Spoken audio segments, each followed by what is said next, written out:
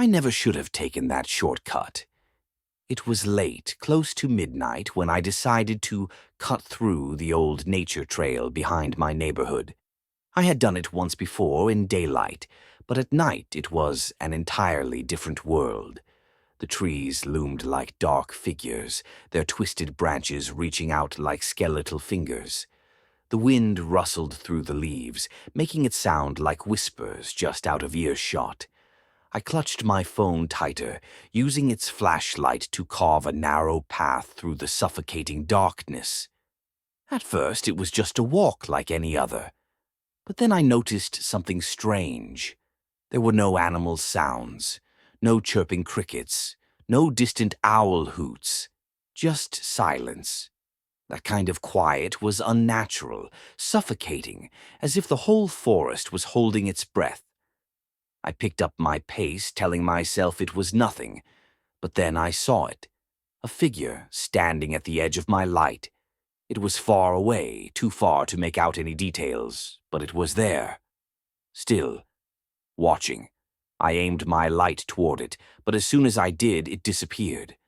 Not into the trees, not like someone turning to run. It was just gone. My heart pounded as I forced myself to move forward. The trail wasn't that long. Just a few more minutes and I'd be home. But with every step I took, the feeling of being watched grew stronger, heavier, like invisible eyes pressing against me from every direction. Then I heard it. Footsteps, not behind me, not to my side, but above me. I froze. Slowly I tilted my head upward. The branches overhead were thick, tangled, blocking most of the sky. But between them I could make out something wrong. A shape crouched among the branches. It was humanoid, but its limbs were too long. Its fingers stretched impossibly far as they gripped the bark. Its head tilted unnaturally, as though studying me, waiting. My breath caught in my throat. It had no eyes, just empty, hollow sockets that seemed to drink in the light. Then it moved. It didn't climb. It didn't jump. It simply vanished and reappeared a few feet closer. Then again, and again. I ran. Branches whipped at my face, my feet stumbling over roots, but I didn't stop. I could hear it now, something scraping against the trees, keeping pace with me, closer, closer. Then my foot caught something and I went down hard.